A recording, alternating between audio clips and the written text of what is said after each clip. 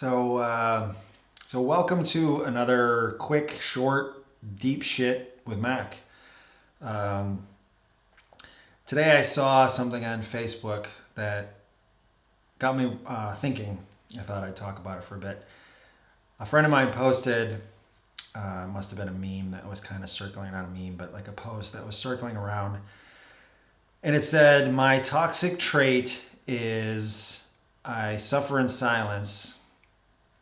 I don't ask for help because I don't want to burden everyone else with my bullshit or my fucking problems or whatever it was." And it got me thinking because I think that's something that a lot of us can relate to. A lot of us have that feeling, have experienced that, and it's an interesting phenomenon because I think it's common to men in general,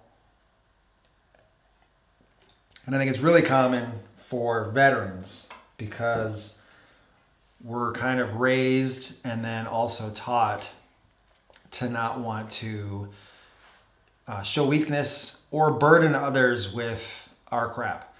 Now, I think when you are dealing with something that you know how to deal with and you just need some time and space to deal with it, I think that's an admirable trait.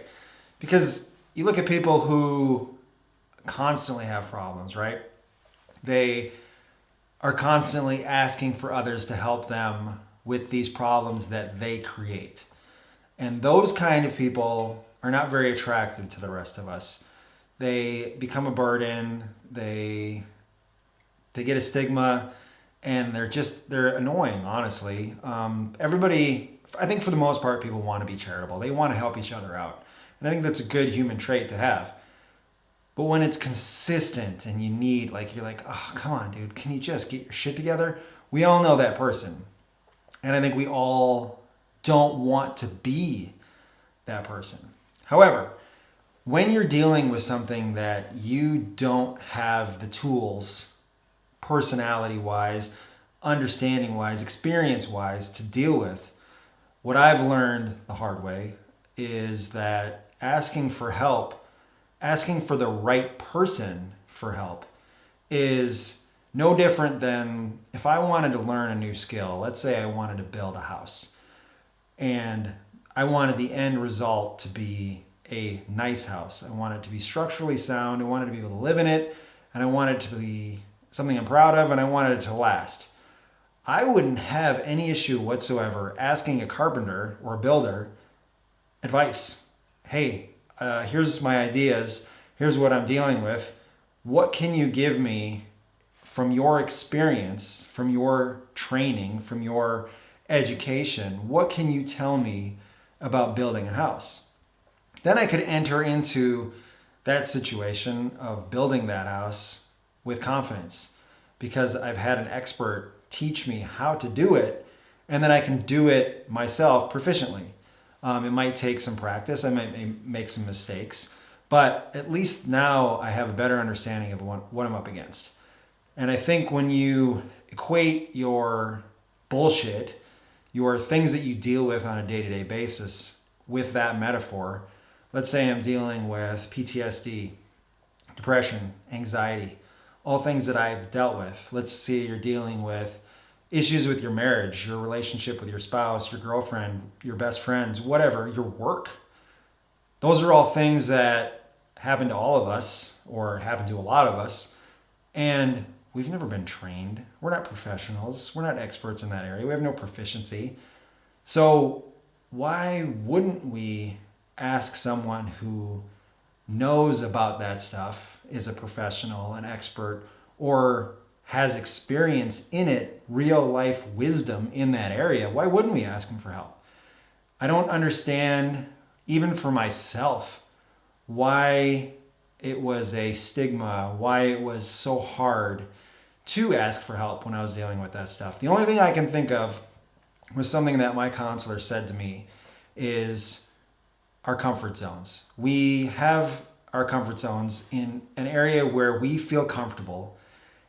And our comfort zone, and these are the words of my counselor, were you'll die in your comfort zone. And it's amazing because you'll deal with bullshit for so long that you become comfortable in that bullshit. It's crazy. Why would we consistently expose ourselves to the same negativity all day long, over and over and over, for long periods of time when we know it's not good for us? Well, it's crazy, but we become comfortable in that area. And it's scary, believe it or not, to do something that's outside of our comfort zone, even if it's good for us. So I would consider, or encourage you to consider, stepping outside that comfort zone when it comes to something that you don't know how to handle. I think it's helpful to see that other people deal with the same thing. I am doing my best to share what I've dealt with, and that for me is outside my comfort zone. It's getting more and more comfortable to share real shit with strangers and family and friends, because I know that it helps people. I see the comments in these videos that I'm posting, and I've had private messages sent to me, people who say, hey, you've made me think about something differently than I've had before. Then it's worth it. It's worth it for me to expose that vulnerability a little bit, share something that I'm not super proud of, but the more and more I share about, the more and more I realize these hard situations that I've gone through, I've kind of earned that right to talk about them. Because in my opinion, it's worth it if someone is experiencing the same thing that I'm experiencing and they can learn from it, they can make their life better. So if you're dealing with something, and it could be anything, don't look at it like you're burdening someone. Look at it like, I need to get from X through Y to Z. And if you can look at things backwards, instead of saying, I'm dealing with this problem and I don't know how to deal with it, or I'm just suffering in silence, it helped me to consider, where do I want to be? I want to be content. I want to be happy. And then from there, that's like a good base. And then from there, you can build off of it. But if you go to a counselor or a professional or anyone who's dealing with the same thing that you're dealing with or has dealt with or has been trained in what you're dealing with, and you say, here's where I'm at and here's where I want to be, I think that is helpful to a lot of people, because sometimes we don't want to ask for help because we don't even know what to ask. So I think if you spend some time and be a little introspective and consider what it is that you actually want, and then present that to someone you're asking for help as a goal, you'd be amazed at how many people would be willing to help someone else out if they already know exactly what they're asking for and they have an idea of where they want to be. Because if you just say, hey, here's my bullshit, here's my problem, and you just dump it on someone else, then yes, that's a burden. But if you say, hey, I'm struggling with this, but I know that I'm capable of this, I just don't know the process or the steps to take to get there. I see that you are either trained in it, or I see that you have experience in this. Would you be willing to help me get from here to here? It's amazing how many people are willing to help people who are in that situation, who want to help themselves. So hopefully that kind of makes a light bulb turn on for you. Some of these problems that seem so overwhelming, once you start digging in and dealing with them, when you look back 6 months from now and you realize how far you've come and how much better your life is because you took those steps, sometimes you look back and you're like, why didn't I do this so much longer ago? Why did I wait so long to deal with this crap in my life?